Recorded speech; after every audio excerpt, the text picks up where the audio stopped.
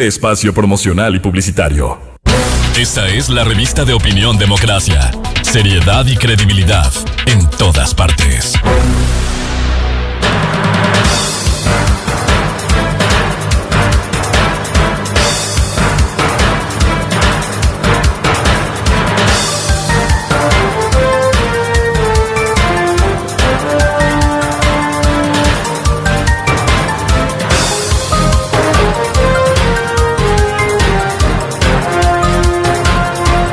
Siete 17 minutos en el territorio continental ecuatoriano, buscando la verdad y abogando por la unidad nacional en pro de la paz y la seguridad en el Ecuador.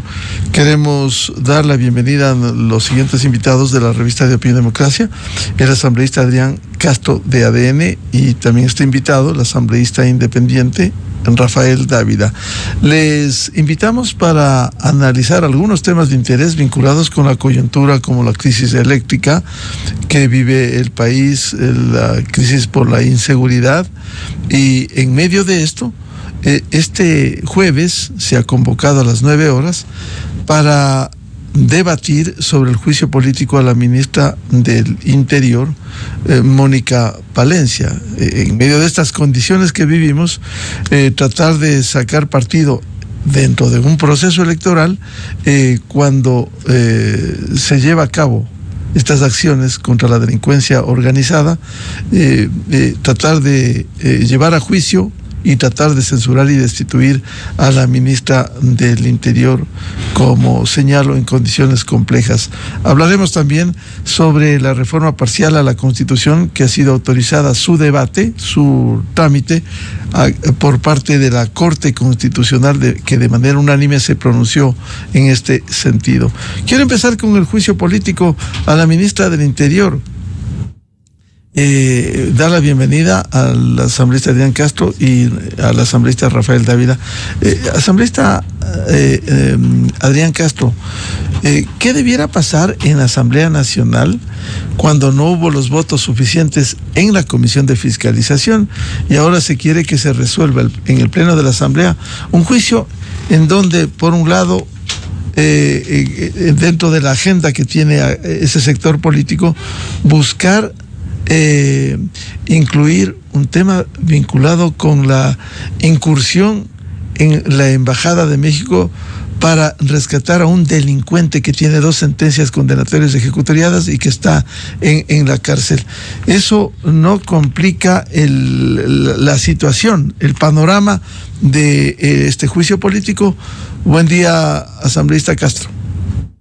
Buenos días, querido Miguel, colega Rafael, un gusto igual saludarle en esta mañana, a los amigos que nos escuchan. Sin duda, el día de hoy y una jornada importante. En breves minutos empezaremos ya a tratar en el Pleno lo relacionado al juicio político de la ministra Palencia, que desde mi punto de vista, luego de haber estado básicamente en todo el proceso junto con varios colegas de nuestra bancada, hemos dado seguimiento constante y participado incluso dentro de la Comisión de Fiscalización, pudimos dar cuenta de que efectivamente el proceso carece no solamente de los asuntos y parámetros mínimos y elementales de forma, sino además muchos de fondo, que son los más importantes, ¿no? Imagínense ustedes, en fase testimonial, más de 12 testigos anunciados supuestamente dentro de la prueba, no hubo uno solo se presente. Lejos de eso, a última hora querían incorporar por Zoom a un testigo que nunca se había anunciado. Es decir, desde ahí arranca una situación en donde vemos que la intentona, en principio única y exclusivamente, se trataba de una vendetta, una venganza, porque evidentemente dolió, pues, seguramente a cierto grupo de asambleístas que la ministra Palencia, con toda la fortaleza, hizo lo que debía haber hecho, que es atraparle a un prófugo de la justicia en un lugar y ponerlo en donde debe estar, que es en la cárcel, porque en este país el que roba tiene que irse preso, ni más ni menos.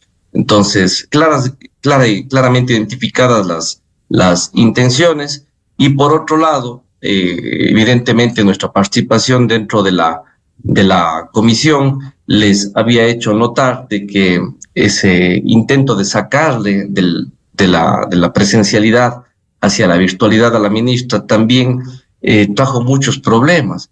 En uno de esos momentos Por ejemplo, uno de los interpelantes le decía a uno de los testigos presentados por la ministra Palencia que por favor le diga dónde está. ¿En dónde está usted?, le preguntaba. 1, 2, 3, 4, 5, hasta 6 veces le dijo dónde está. Claro, el testigo le decía, bueno, no tengo por qué contestarle eso, yo lo que tengo que contestarle son las preguntas. Ahí es donde les dice notar que además de la ministra Palencia, que exigía y rogaba la presidencialidad, que era lo que se merecía además de este proceso de juicio político, el mismo interpelante no sabía en dónde, o le interesaba mucho saber en dónde estaba uno de sus testigos. Entonces decía, qué cosa más extraña, ¿no? Usted mismo está pidiendo 6 veces que le diga el testigo dónde está. Si hubiese sido presencial, usted sabía perfectamente que el testigo hubiese estado en la Asamblea Nacional. Este tipo de cosas, Miguel, una persecución básicamente a la ministra, que lo que está haciendo desde mi punto de vista es mostrando y afrontando con toda la fortaleza el proceso contra el terrorismo. Ya esta semana me alegro mucho ese convenio para eliminar todo tipo de telecomunicaciones dentro de las cárceles del país. Desde ahí ordenaba Norero.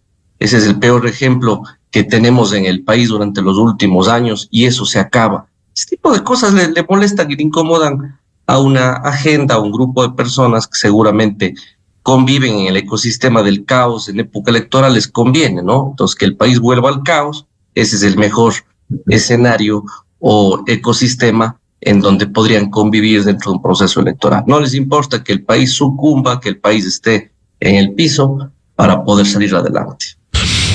Bienvenido al asambleísta de Loja, asambleísta independiente Rafael Dávila. Un primer comentario respecto del juicio político planteado a la ministra del Interior, Mónica Palencia, partiendo de un hecho. Hoy Diario El Universo recoge una información que dice: 2 bancadas condicionan sus votos para seguir con el juicio a Mónica Palencia. El Movimiento Construye e Independientes podrían votar con el correísmo para continuar con el proceso de interpelación a la ministra si se retira lo referido a la irrupción en la Embajada de Mexicana. ¿Cómo entender esto? Buen día. Buenos días, Miguel. Muchas gracias por la invitación. Saludo también a Adrián, con el que compartimos esta mesa de diálogo. Nosotros creemos que hay que separar el juicio en 2 partes, ¿no? Porque una de las causales por las cuales se ha querido interpelar a la señora ministra es por la incursión en la Embajada de México. Y eso, Miguel, estamos absolutamente en desacuerdo, ¿no? Absolutamente. No vamos a poner en peligro, no vamos a poner en riesgo la estrategia que tiene el Ecuador en los foros internacionales, dándole en bandeja de plata a quienes quieren cuestionar al país por esa incursión en la Embajada de México, un triunfo político como estos, que sería una herramienta que la pueden usar en las cortes internacionales. Además de que coincidimos plenamente con la decisión tomada por el gobierno nacional de haber incursionado en la Embajada de México para tomar a una persona que estaba abusando del concepto de asilamiento, de asilo político. Eso no era un asilo político, de ninguna manera. El gobierno de México no estaba respetando las normas y los convenios internacionales. Entonces, lo que se ha dicho es que si se retira absolutamente de las causales del juicio político, del cuestionamiento a la ministra del Interior, el tema de la incursión en la Embajada de México, entonces pasamos a analizar el segundo punto, que es las políticas de seguridad en el país, ¿no? Y ahí hay un análisis alto que yo personalmente no lo tengo de cerca, ¿no? Las políticas de seguridad en el país son las adecuadas, ¿no? Los resultados que está obteniendo el país son satisfactorios, y ese es un tema en el que nos gustaría escuchar a la ministra de Gobierno, es decir, ministra del Interior, perdón. Nos gustaría escuchar, ¿no?, cuáles son las acciones que ha adoptado el ministerio a su cargo en la lucha contra la delincuencia organizada, porque ese es otro tema absolutamente independiente del tema de la incursión en la Embajada de México. Entonces, si se quiere, vamos a decir, utilizar digamos, la insatisfacción que puede haber respecto a la lucha contra la delincuencia organizada. Utilizarlo eso para decir que la ministra fue encausada, fue censurada por la incursión en la Embajada de México, eso de ninguna manera lo vamos a aceptar, ni estamos de acuerdo.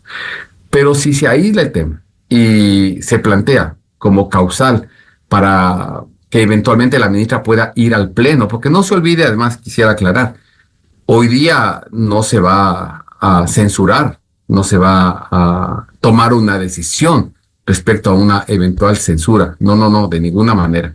Lo que hoy conocería el Pleno de la Asamblea Nacional es la posibilidad de que la señora ministra de Gobierno acuda al Pleno de la Asamblea Nacional a explicar, a dar cuentas sobre las políticas de seguridad que ha implementado el gobierno nacional, los resultados que se están obteniendo. Y ahí uno tiene que hacer un análisis, ¿no? Es decir, vamos a decir, voy a poner un ejemplo. Si los niveles de seguridad, o digamos, lo que aspira el país sería 100, y cuando hace un año esos niveles estaban en 20, y hoy eso ha mejorado a 30 o a 40, bueno, veamos si esos niveles de mejoramiento satisfacen las expectativas del país, o los niveles de reducción del crimen o de los actos delincuenciales se han reducido en un, digamos, en un nivel satisfactorio, vamos a aceptarlo. Pero eso sí nos parece interesante que la señora ministra pueda ir al Pleno de la Asamblea Nacional a explicar las políticas de seguridad y sus resultados. Ahora bien, lo que haya pasado al interior de la comisión, nosotros no lo conocemos, no tenemos una persona allí. Si hay errores en el procedimiento del juicio, eso se explicará el día de hoy. Y entonces podríamos adoptar una decisión mirando esas fallas en el procedimiento. Pero en el fondo nosotros creemos que es adecuado que la señora ministra pueda ir a explicar las políticas, las medidas de seguridad que ha adoptado el gobierno para controlar los altos niveles de criminalidad que hay en el país. ¿No hay el riesgo, asambleísta Dávila, de que a pretexto de analizar un tema importante como es los problemas de seguridad en el Ecuador, que se mantenga la decisión? Porque ese es el punto principal que tiene este sector, este bloque legislativo de la Revolución Ciudadana, que es la defensa a rajatabla de Jorge Glass, y por ello tratar la incursión en la Embajada de México. ¿No temen ustedes como bloque independientes caer en el juego del correísmo, que en el fondo, reitero, quieren el tema de México más allá del tema importante de la inseguridad? Por eso le decía, Miguel, que este juicio, o este intento de juicio, este llamado a la ministra, puede estar cruzado por ese interés. Y nosotros lo que hemos mencionado con absoluta claridad, y vamos a ver qué es lo que hoy se pone en conocimiento de los asambleístas, porque si de las causales para llamar a la ministra se retira absolutamente cualquier elemento vinculado a la incursión en la Embajada de México, entonces estamos abiertos a discutir sobre lo que son las políticas de seguridad al interior del país. Dependerá los términos en que se redacte una resolución que hoy adopte la Asamblea Nacional. Si es que ese texto aísla absolutamente el tema de la incursión en la Embajada de México, es un tema que lo podemos discutir aún. Si es que hay algún elemento, el más mínimo elemento, con el cual se quiera contaminar, ¿no?, el conocimiento de las políticas de seguridad con la incursión adecuada, conveniente en la Embajada de México, evidentemente no lo vamos a permitir. Y esa es una posición absolutamente clara que lo hemos expresado en la Asamblea Nacional. Asambleísta Adrián Castro, a ver, este tema en donde se vincula la incursión en la Embajada de México y el tema de la inseguridad, ¿qué puede hacer garantizar en el escenario, como decía el asambleísta Dávila, si se separa lo de México, qué puede hacer garantizar que solo se hable de seguridad cuando ese sector que mantiene el tema de la incursión en México dirige la Asamblea Nacional? Es decir, ¿qué puede garantizar que en el desarrollo del juicio político, que por cierto es constitucional la tarea de fiscalización que tiene la Asamblea Nacional, no se trate el tema, o lo que pretendieron hacer en la Comisión de Fiscalización a la Fiscal General, meterle testigos que nada tengan que ver con la inseguridad, o que tratan de vincular a la inseguridad con el tema de México, que es el objetivo principal que tiene el sector que lleva este juicio político? ¿Qué puede garantizar? Pues nada puede garantizar eso, mi querido Miguel, en un momento en donde, como usted acaba de manifestar, la Asamblea Nacional ha cambiado a sus representantes del CAL y a su directiva. Nosotros tenemos este rato una nueva presidencia dentro de la Asamblea Nacional, de tal manera que bajo esa línea es imposible garantizar absolutamente nada. Yo lo que sí le puedo decir es que la defensa que se haga dentro del proceso del juicio político tiene que ser absolutamente técnica, tiene que respetarse el debido proceso. Sé que los colegas asambleístas muy sensatos que existen dentro de la Asamblea Nacional, que evidentemente miran esto sin interés maquiavélico, además politiquero, porque este año electoral estoy viendo que muchos han amplificado el discurso y muchos los han distorsionado también, porque lo más fácil en este momento es pegarle a quien está arriba, ¿no? Así es la política. Quien está en gobierno recibe el palazo, así de simple. Y eso es lo que se va a ver de aquí semanalmente en una agenda de ataques de diferentes tiendas políticas, porque a quien le tienen que pegar, evidentemente, es a quien está arriba. Tú no le pegas jamás al que está abajo, eso es una realidad.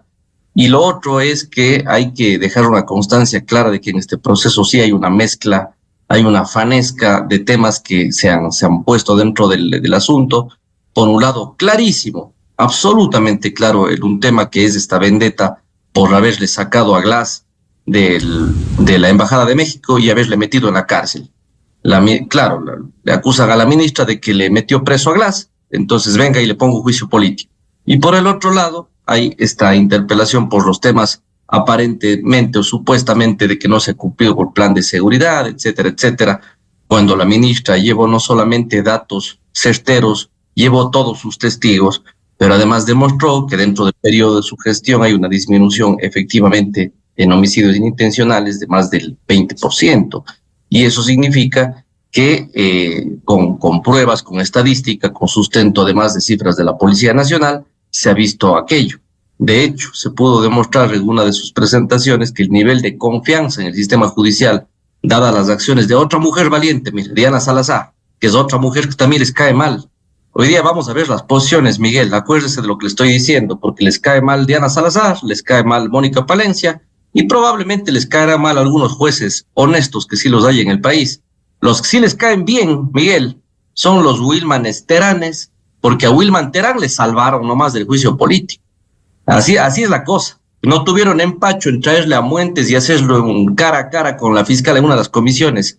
Así está funcionando esta cosa, lamentablemente. Pero aquí vamos a ver quiénes están del lado correcto de la historia, Miguel. No hay nada, aquí se va a medir estrictamente eso. El juicio es político. No nos olvidemos de eso. Entonces, las posiciones políticas hoy día las vamos a ver. A mí no me extraña que el día de mañana esta vendetta, esta persecución le hagan también a la fiscal Diana Salazar. Dos mujeres valientes que están haciendo las cosas desde mi punto de vista bien.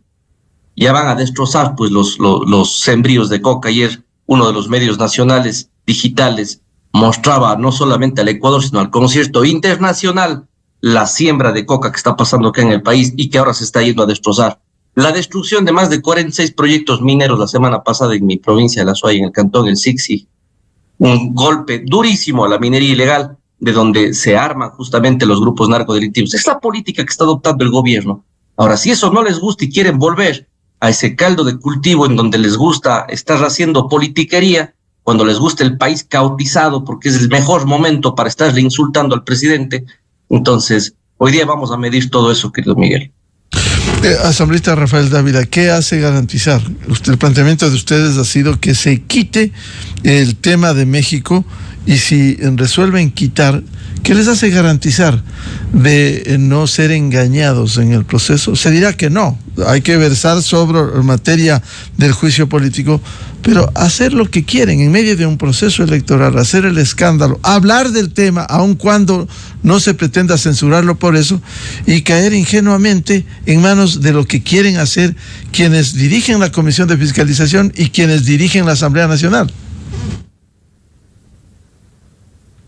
Bueno, Miguel, a ver, quizá estamos centrando en exceso la visión que tiene, vale decir con nombre y apellido, el correísmo, ¿no? Sus intereses y sus objetivos. Y no podemos ser en todo momento presas de esos objetivos y de esos perversos intereses. En eso está claro. Pero aquello no puede significar que que cerremos los ojos a las políticas que se implementan en el país.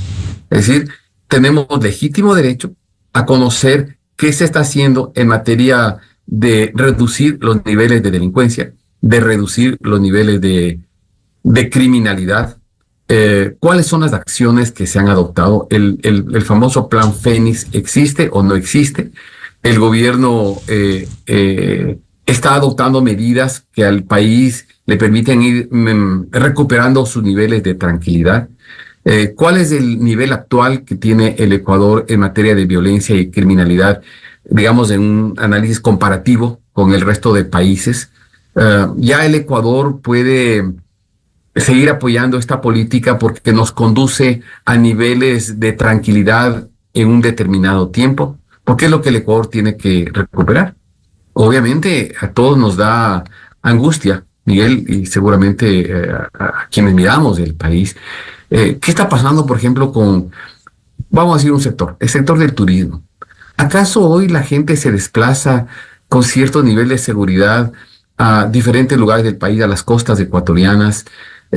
¿O el temor, la angustia de que pueda ocurrir algún evento delincuencial está ahuyentando a los ecuatorianos de visitar su propio país, peor aún, de recuperar turistas del exterior? Es decir, hay elementos que permitan respaldar las políticas de seguridad que está adoptando el actual gobierno. Y eso es lo que nos preguntamos y nos cuestionamos. Y reitero, el hecho de que la ministra pueda llegar al Pleno de la Asamblea Nacional a explicarle al país, y por supuesto a los asambleístas, porque la ministra puede haber ido a la Comisión de Fiscalización. Ahí, si bien es verdad, pueden ir los 130 asambleístas, en la práctica eso no ocurre, ¿no? Yo sé que hayan ocurrido incidentes absolutamente cuestionables, absolutamente dignos de ser rechazados, porque no podemos seguirle el juego a quienes quieren crear show, hacer escándalos por cuestionar al gobierno en una fase preelectoral. Por supuesto que no podemos caer en ese juego, pero tampoco podemos cerrar los ojos y decir el país ¿está conforme o no está conforme con las medidas que se han adoptado en materia de seguridad? Yo voy al tema de fondo, al tema de revisar, de debatir y de analizar todas las decisiones, las acciones, las proyecciones que tiene el modelo de seguridad. Eso es lo que nosotros tenemos que cuestionar y es lo que estamos mirando. Eso es lo que estamos mirando. Y por supuesto, tampoco somos ingenuos, Miguel. Vamos a leer todos, porque eso es público, todos, con absoluto cuidado, vamos a leer cuál es el documento que la Asamblea conocería el día de hoy. Vamos a permitir que en el texto de ese documento se introduzca alguna sílaba relacionada con la incursión en la Embajada de México, y le aseguro que si eso existe, nuestra posición será absolutamente terminante. No vamos a permitir que el tema de la incursión en la Embajada de México contamine esta decisión que puede tomar la Asamblea el día de hoy. Y si eso ocurriera, tenga la certeza que nuestro voto será absolutamente contrario a que la ministra acuda al Pleno de la Asamblea Nacional.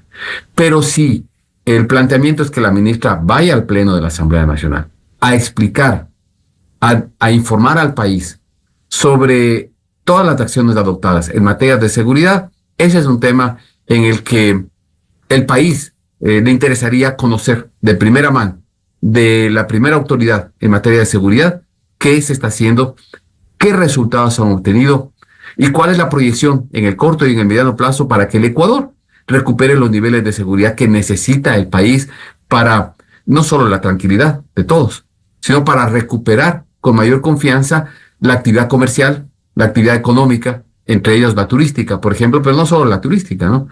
Hoy sabemos que hay mucha gente que está siendo a diario vacunada en todos los rincones del Ecuador, está siendo extorsionada. ¿Puede el comerciante en el país retornar a sus actividades con niveles de tranquilidad porque el ambiente de seguridad es el apropiado? Esas son las preguntas que nos tenemos que hacer a nombre de los ecuatorianos que todavía están sufriendo los excesos, los niveles a los que ha llegado el riesgo para invertir, el riesgo para trabajar y las políticas de seguridad encaminadas a controlar esas acciones y recuperar niveles adecuados de seguridad en el país. Quiero plantearles a los asambleístas Adrián Castro y Rafael Dávila otro tema que deberá procesar la Asamblea Nacional luego del dictamen de esta semana de la Corte Constitucional para la reforma parcial a la Constitución, al artículo 5, cuando en la nefasta Constitución de Montecristi se incluyó el impedimento, la prohibición de que existan bases militares o instalaciones extranjeras con propósitos militares en el territorio nacional. Le corresponde ahora el trámite a la Asamblea con todos los tiempos que ello implica. Primero, la creación de una comisión. Segundo, el procesamiento de esta reforma, el envío del Ejecutivo del proyecto, el primer debate, luego 90 días que debe mediar entre el primer y segundo debate. ¿Cómo ve este tema, asambleísta Adrián Castro? Bueno, no solo como asambleísta, como un ecuatoriano más, querido Miguel, creo que el hecho de que el presidente haya puesto este tema sobre el tapete, de que este artículo 5 ciertamente permita que la comunidad internacional, que tiene un avance tecnológico que la región latinoamericana no tiene, que el país no tiene, que tiene el conocimiento en el fortalecimiento del sistema de inteligencia policial y militar, que no tiene nuestro país y no tiene la región, va a permitir sin duda alguna que las cosas en nuestro país empiecen a tener un acompañamiento totalmente imparcial, un acompañamiento totalmente técnico y sobre todo va a acabar con lo que los grupos narcodelincuenciales hacen cuando se toman un país. Y este país durante una década que va escalando y que fue escalando hasta que estos sinvergüenzas terroristas se metan en el Ecuador, lo que hizo fue ir cooptando y captando espacios no solamente dentro de la estructura administrativa del país, sino ahora dentro de la estructura política, porque a ellos les conviene tener alfiles que les defiendan y que eviten que a ellos les pase algo, ¿no es cierto? Y detrás de eso no está, por demás decirlo, que los casos en que la propia Policía Nacional y las propias Fuerzas Armadas han detenido a ciertos elementos de su propia organización. Miren, dentro de el ingreso de armamento a ciertos establecimientos carcelarios, o cuando ustedes se encuentran en esas noticias diarias de la Policía Nacional y las Fuerzas Armadas cuando detienen a ciertas bandas delincuenciales, por ahí un policía o un militar que se ha corrompido. Para eso sirve el programa de inteligencia internacional que necesita el Ecuador cuando obviamente permita el apoyo internacional dentro de la lucha contra el narcoterrorismo en nuestro país. Claro, como os decía hace un momento, todas estas políticas a título de defender, entre comillas, la soberanía del país, termina por alejar a gente profesional que está obviamente dada por el concierto internacional, por la capacidad tecnológica, por el tema del conocimiento en materia de inteligencia, con todas las potestades y facultades para ayudar al país.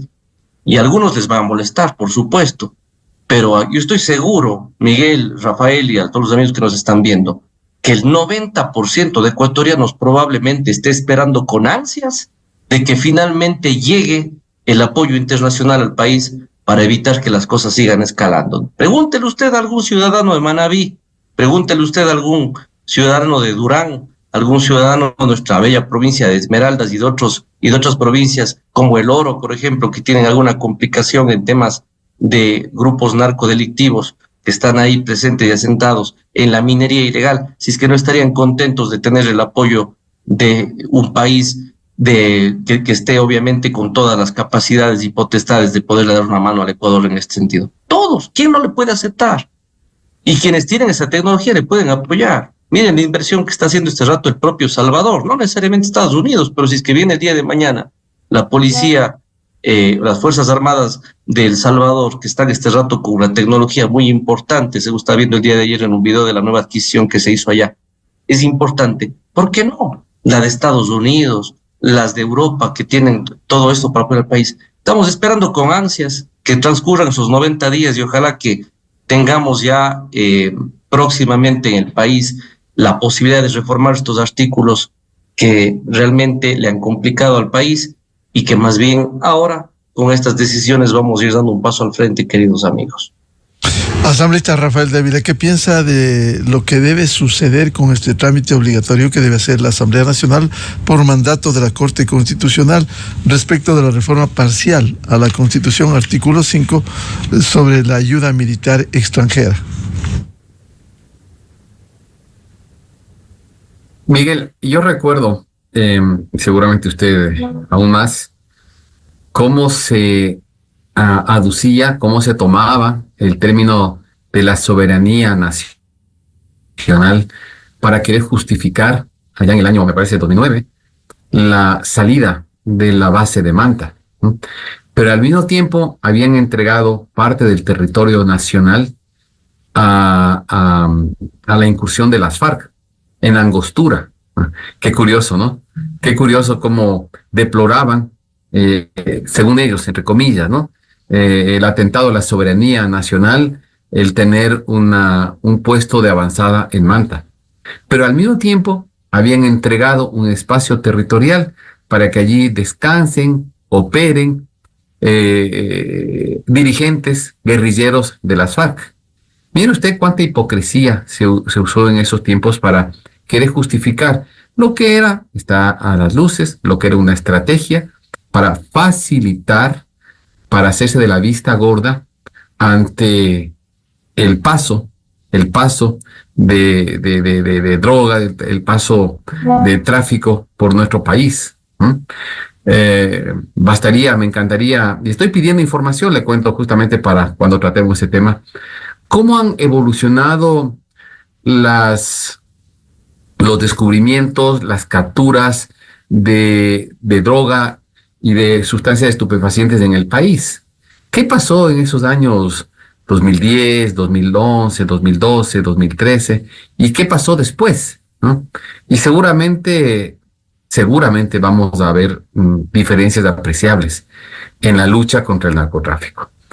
Entonces, el hecho de que el país pueda acceder al apoyo internacional para enfrentar un crimen mundial como es el narcotráfico y todo lo que está relacionado con el narcotráfico, porque alrededor del narcotráfico hay crimen, hay minería ilegal, hay tráfico de personas, o sea, todo el mundo de la criminalidad rodea al mundo del narcotráfico. Y este es un crimen transnacional, el narcotráfico, y todo lo que le rodea. Y por supuesto, para enfrentar esa dimensión de la criminalidad, tiene que también tener el apoyo, el concurso, el trabajo internacional, ¿no? Y por supuesto, la Asamblea Nacional, en el momento que deba conocer esto, tiene que apoyar, tiene que respaldar esta enmienda a la Constitución, porque no se trata de la incursión de bases militares con propósitos, digamos, políticos, ¿no? De ninguna manera. Se trata de recibir en el Ecuador apoyo internacional para la lucha contra el narcotráfico, contra la delincuencia, contra el crimen transnacional.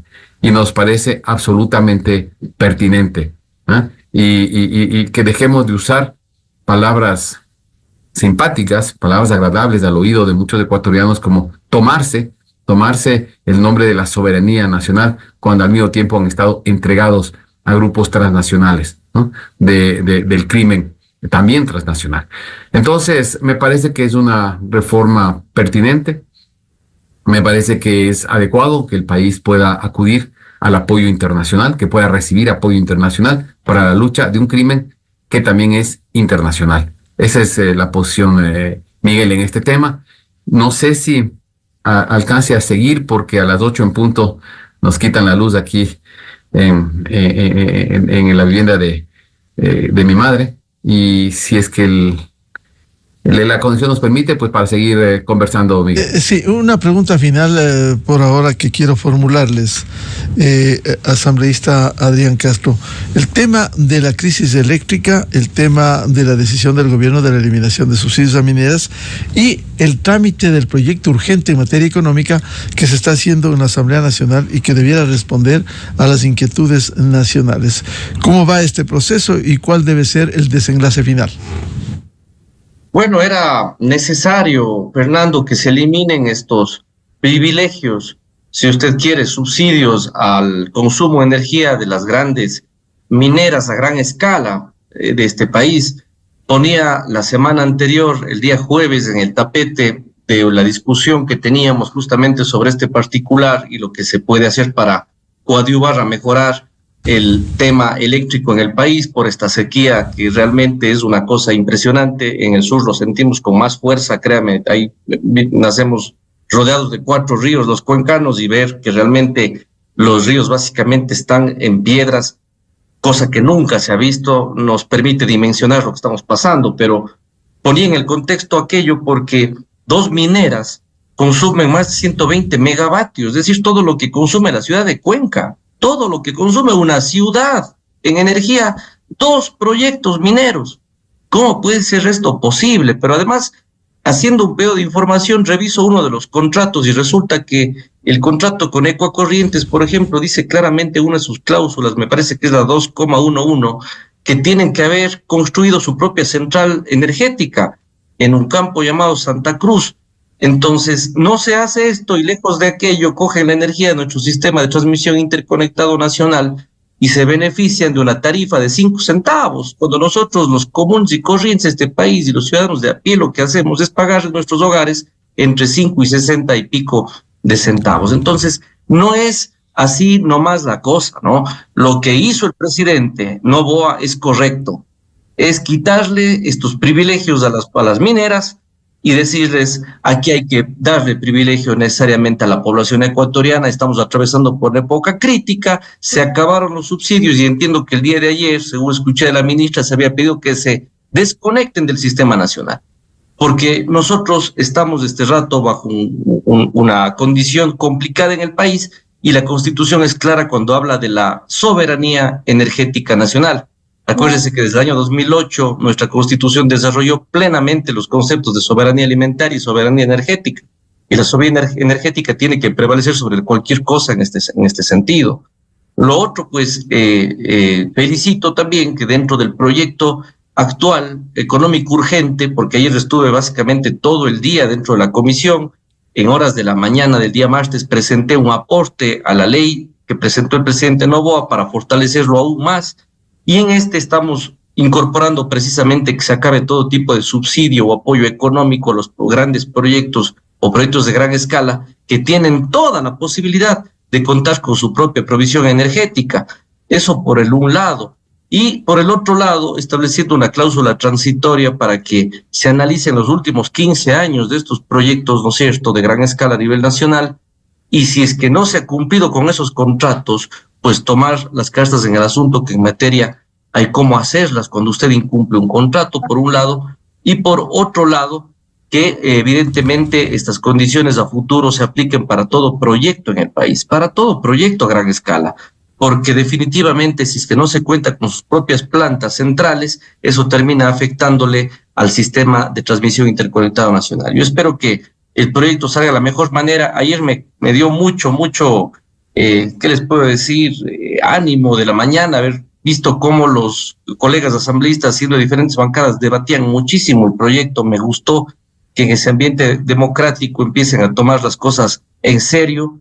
El país está cansado de tanto exhorto y tanto cambio del orden del día y del día del gamer que nos pusieron un día en la Asamblea Nacional. Imagínense, Miguel, perdiendo el tiempo, 137 asambleístas hablando cosas que no tienen sentido y que no le ayudan a nada al país, cuando habían temas tan importantes que tratarlos como este. Pero en definitiva, yo creo que las cosas van a ir caminando bien y que el proyecto salga lo más pronto posible para ayudarnos a resolver en parte el problema energético, porque lo demás es cómo arreglar pues en 10 meses un problema en donde, teniendo estudios completos y definitivos de proyectos como Santiago, Cardenillo, megaproyectos en el país, donde el plan maestro le dijo al señor Santos Alvite de ese gobierno nefasto anterior, le dijo así: señores, ustedes tienen que implementar estos 2 proyectos inicialmente, más allá de otros, que son más chiquitos, pero teniendo 8 años de estudios definitivos, como Santiago y Cardenillo, es un crimen no haberlos empezado.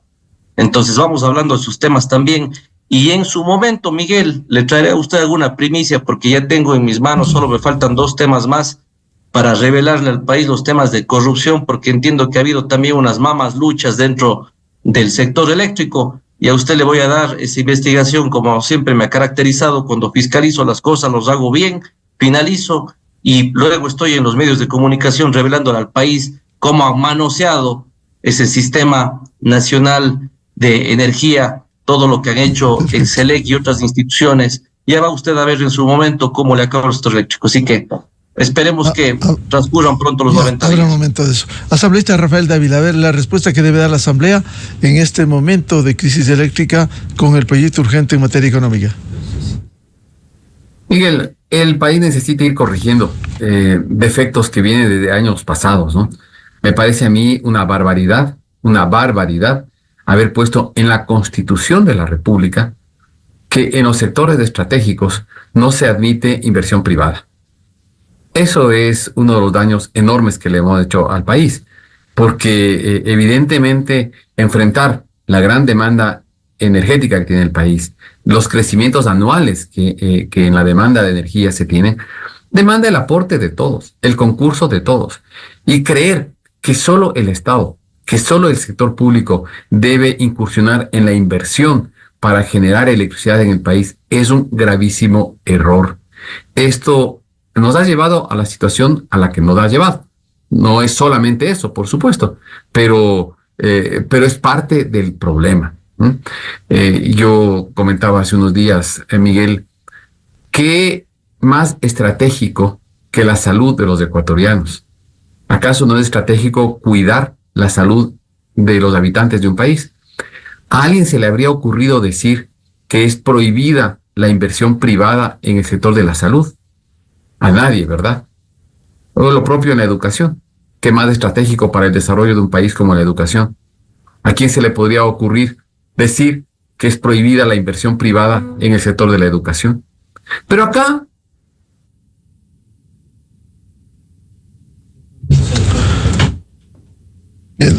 se fue la luz las 8 de la mañana en el territorio continental ecuatoriano. Se fue la luz en la residencia del asambleísta Rafael Dávila. Queremos agradecer.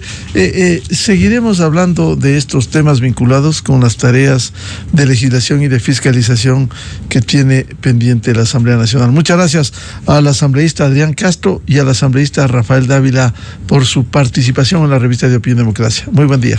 Muchas gracias, Miguel. Muchas gracias.